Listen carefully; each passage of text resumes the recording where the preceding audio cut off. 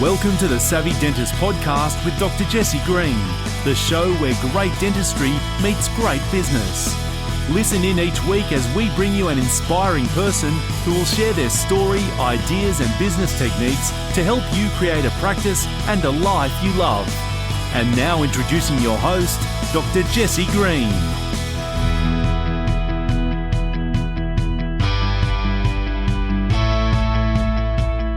Hi everyone, welcome back to the Savvy Dentist Podcast, the show where great dentistry meets great business. It's Jesse Green here at the control panels as always, and today I'm very pleased to introduce you to my friend, my colleague, Claire Mullins. Claire's a coach and she has incredible experience and expertise in that field, and she's been coaching for years. Now, in particular, what Claire's known for is her expertise in motivational interviewing. And in this conversation, Claire unpacks exactly what motivational interviewing is and how to use it to get the best out of yourself, out of your team, so that your business can go to the next level. Claire shares some incredible insights that I know that if you apply to your business, you're going to be able to see your team harmony increase, you're going to see your team productivity increase, you're going to see increases and improvements in your leadership, and ultimately increases and improvements in your business. There's absolute pearls of wisdom that you're going to want to write down and take action upon. So as always, do have a pen and paper handy. Now, before we get to our conversation with Claire, I want to let you know about the Savvy Dentist Academy, which we launched a month or two ago, and it's our online coaching community, and we're super proud of it. We've provided access to a variety of things such as tools, templates, training, resources, buying groups, and anything you can think of that you need to take your practice from being profitable to scalable and valuable. It's all there for you, and we know that it's going to be an incredible resource for you and your practice as well. So if you want to find out more about the Savvy Dentist Academy and how it can help you on your journey, head across to savvydentistacademy.com, and there's a page there which will explain everything you need to know. And of course, you're welcome to sign up and join us there. But in the meantime, let's get on to our conversation with Claire. And as I said a moment ago, please do have a pen and paper handy because I know you're going to want to take action on the things that she shares. Here's Claire. Claire, welcome to the Savvy Dentist Podcast. Thank you so much for taking the time out of your day. How are you?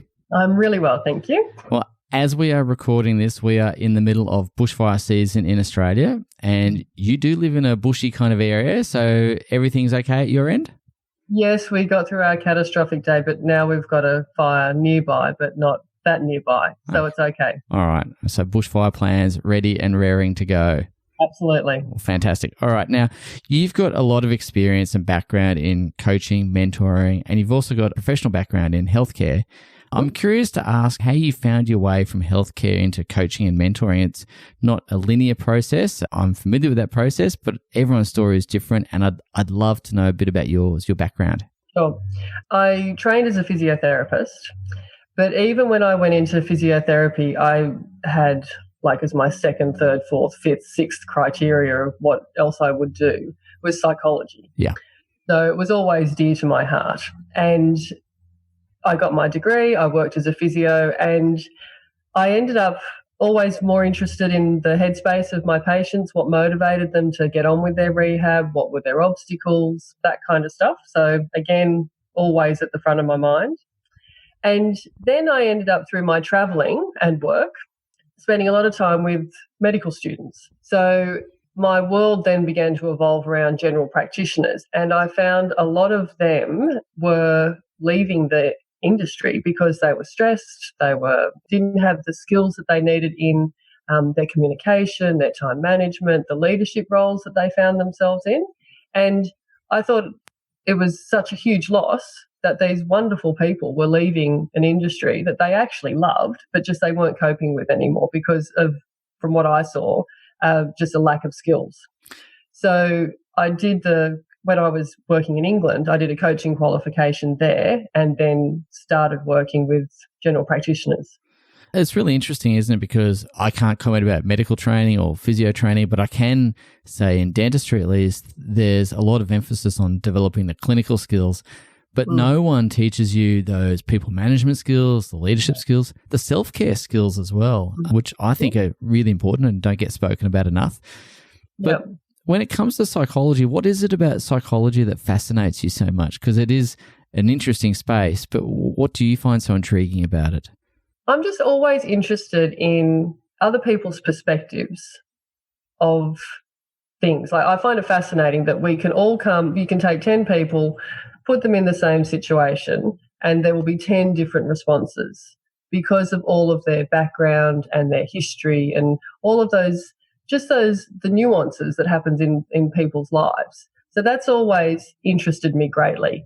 But then what I find interesting is some of those really broad brushstroke things that you find in psychology, like how we've been raised as kids, generally has a pretty solid impact on us for the rest of our days. So, or how you tell somebody what to do, the general reaction is to say, yeah, but that's not quite going to work for me. Oh, if I had $1 for every time I'd heard that phrase, I tell you.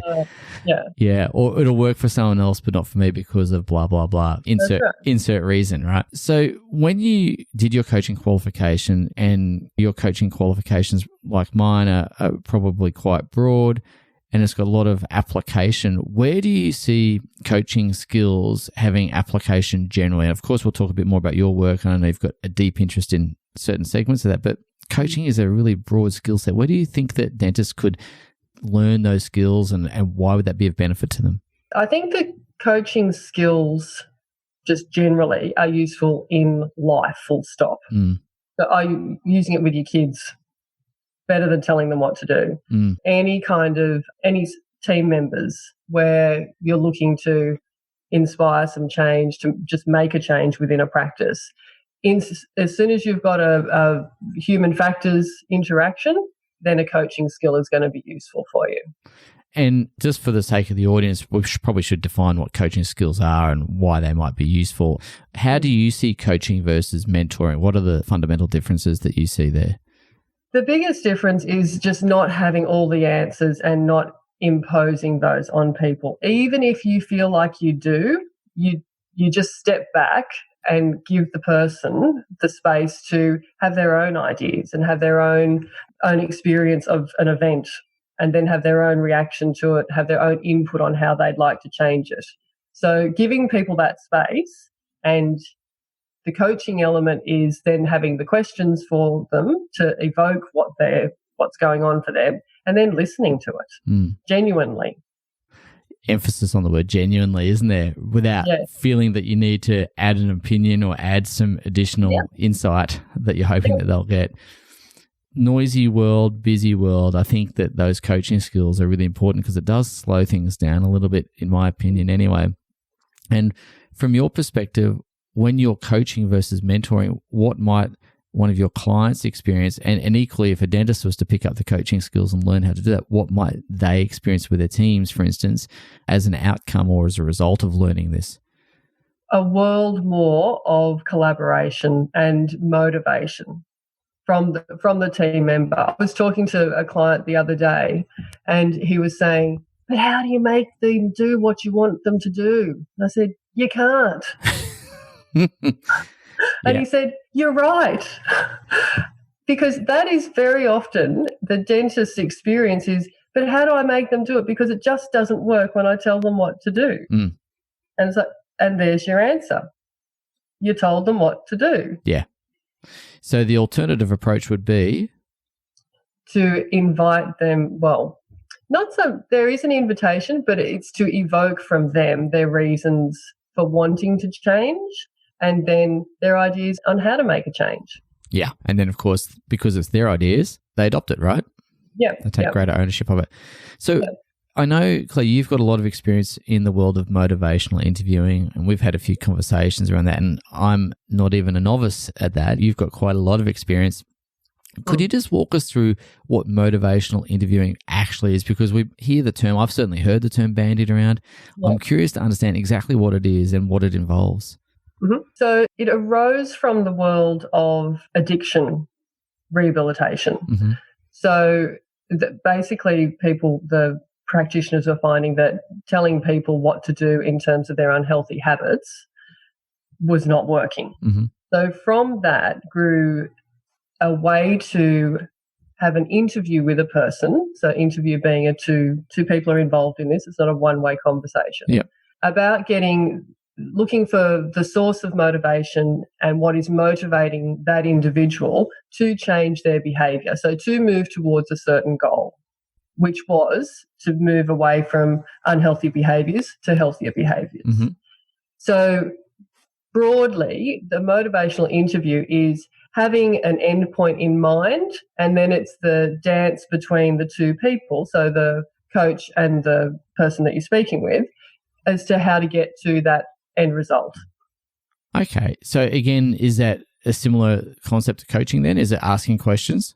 It is very similar. It's got 4 elements to a motivational interview. Mm-hmm.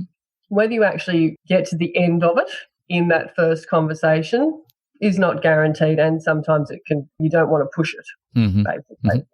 But the 4 steps, would you like me to go through those? I'd love you to. Yeah, please do.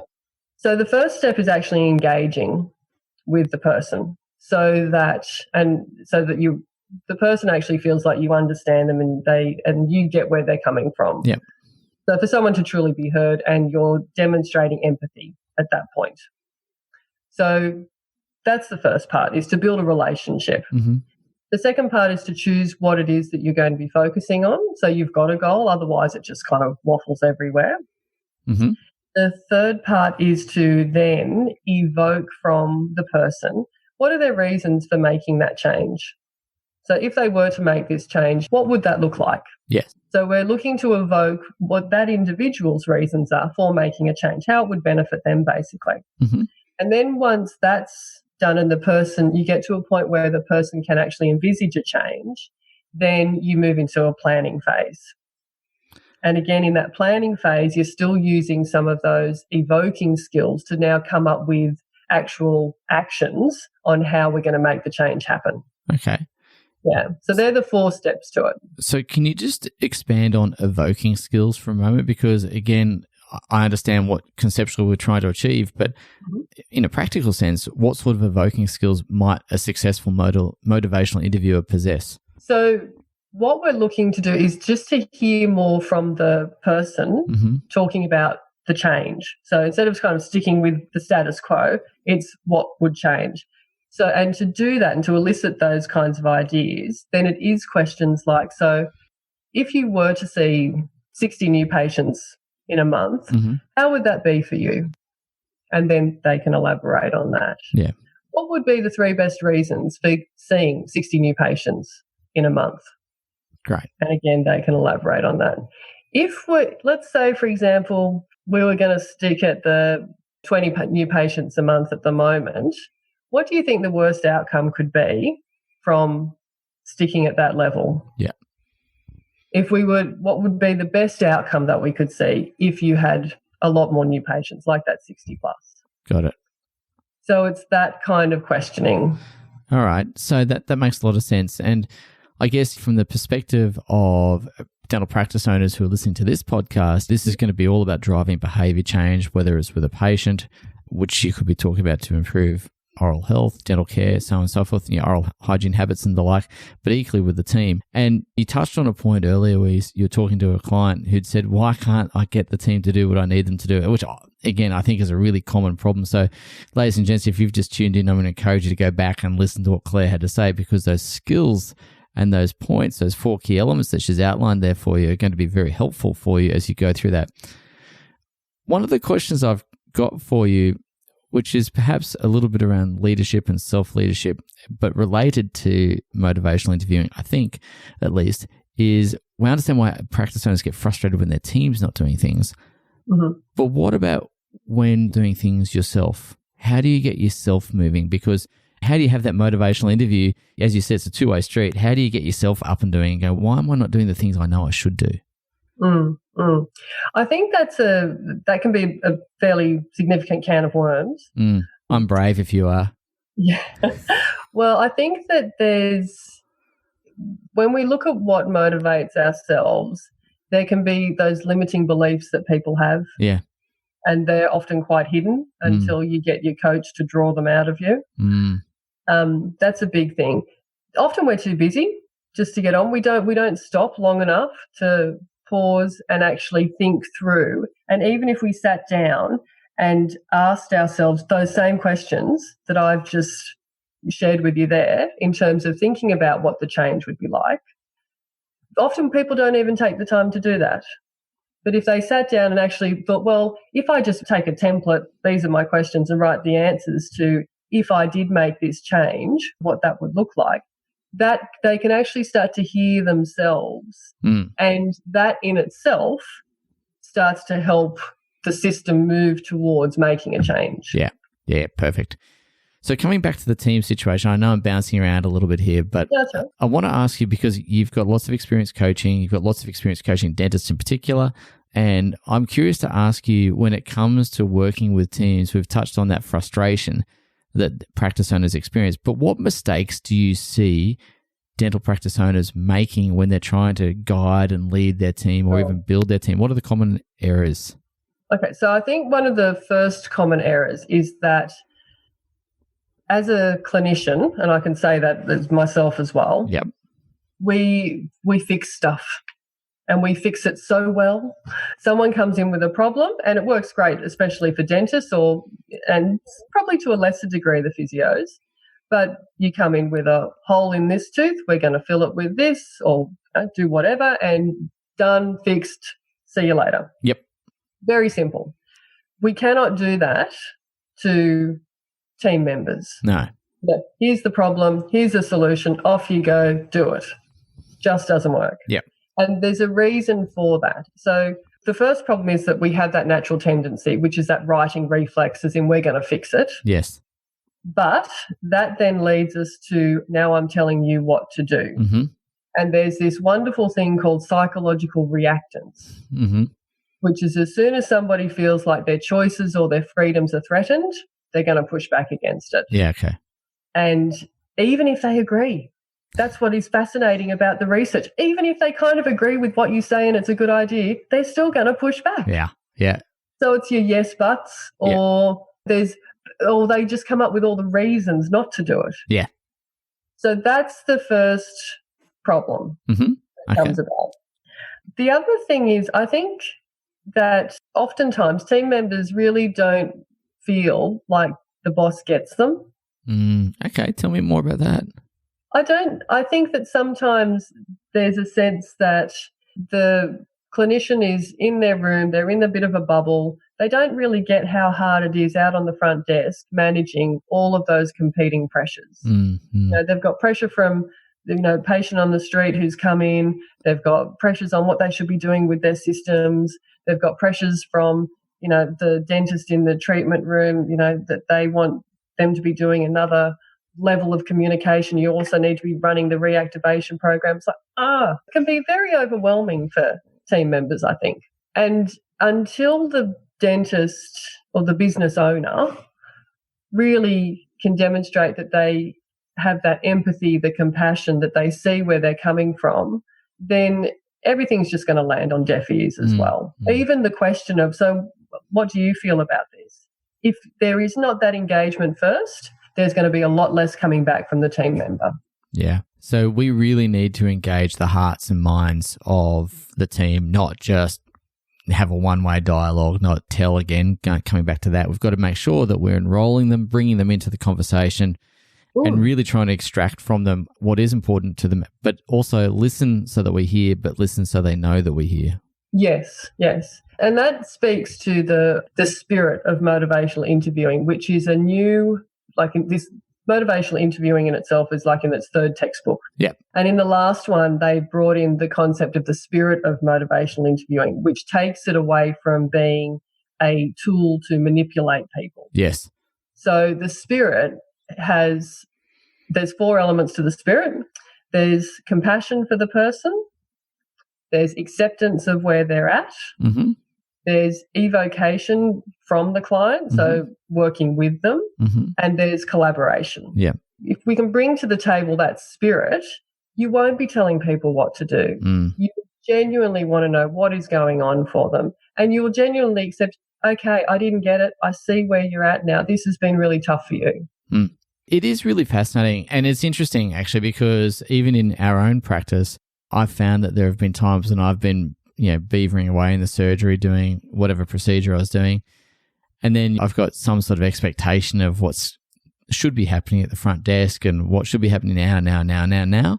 And you forget, because you're caught up, as you say, in your own bubble, that the front desk person in particular, I know we're using that as an example here, but there's so much context switching that person has to do. They've got to take a phone call, then they've got to process a payment, and then they've got to deal with the person walking through the door and blah, blah, blah.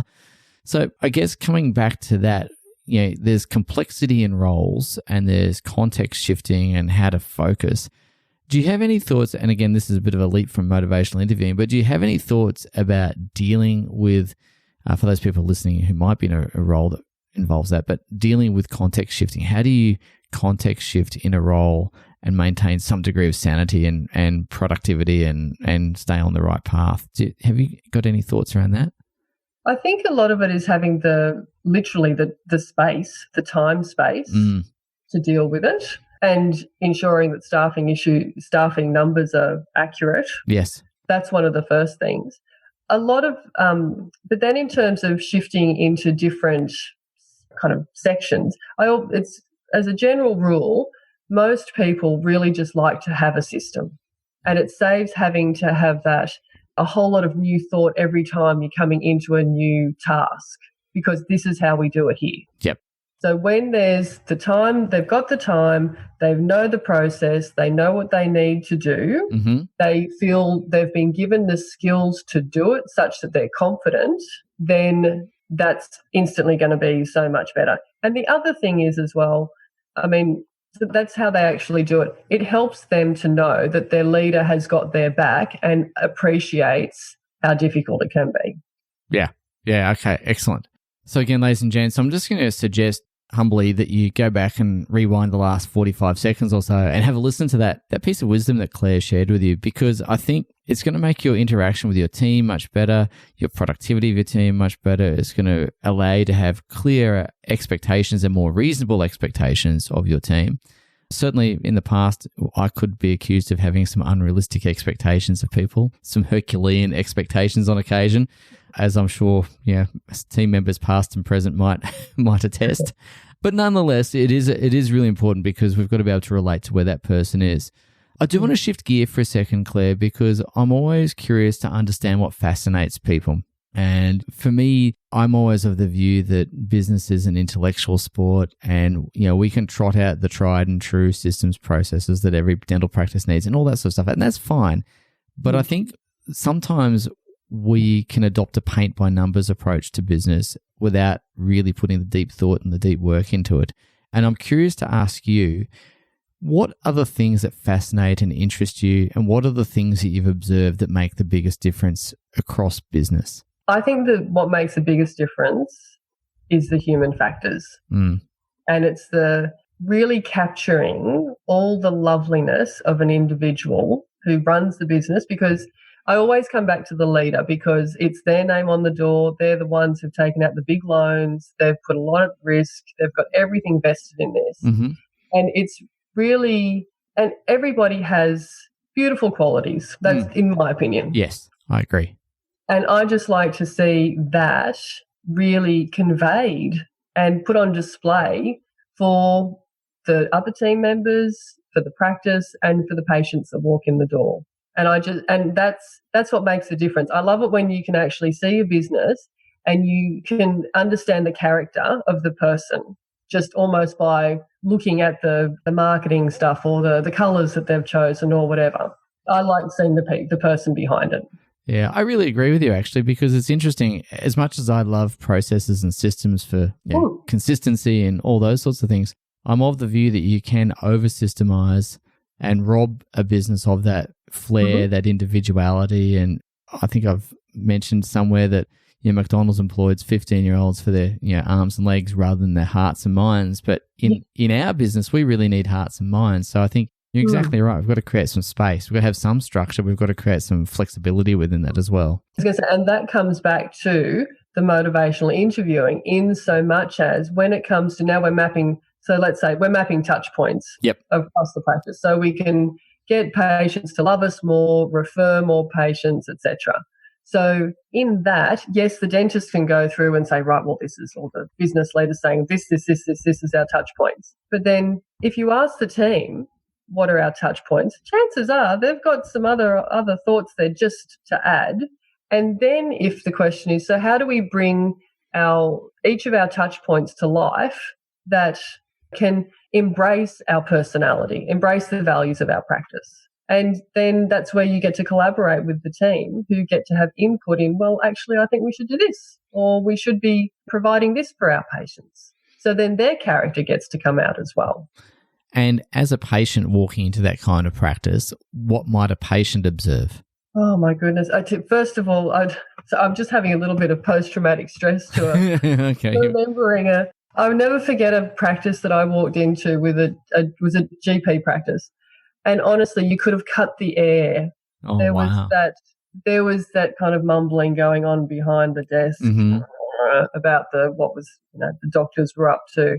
And there was a tension in the air. There was no joy behind the desk. Yeah. It's the whole atmosphere, all the atmosphere that you can't actually look at and touch, but it was different. Yeah. You could feel it in the air. So there is instantly a change in the feeling when a patient walks in. There's no anxiety, there's no stress, there's a calm, operational, we're getting on with things, we're efficient here, sure, come on in, this is what we do. It's just very relaxed. So, and going into a dental practice, I love dentists, but not everybody has that same feeling. Yes, I'm well aware of the fact that dentists are probably on the unloved scale, fairly up there with a lawyer perhaps or whoever else. But yeah, not everyone does have that easygoing attitude going to the dentist. So if you can create that environment, you're going to settle people down, right? And that will enhance their experience and so on. Completely. Interestingly enough, it was funny, my wife picked up a patient yesterday and it was a new patient, and this particular patient left their previous dentist because, and I'm using air quotes here, because the dentist was mean. And that's what my wife's response was, what do you mean mean? And he went on to articulate what his version of mean was. And I was talking about it with my wife afterwards, and it sounded, to be honest with you, it sounded like the dentist wasn't that bad, and it just sounded like this guy had a poor experience. But it does speak to the fact that we never know how we're being interpreted.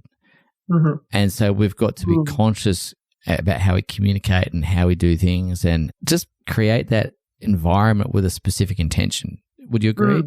Oh, completely. Yeah. And create it with a specific intention and then seek feedback on it.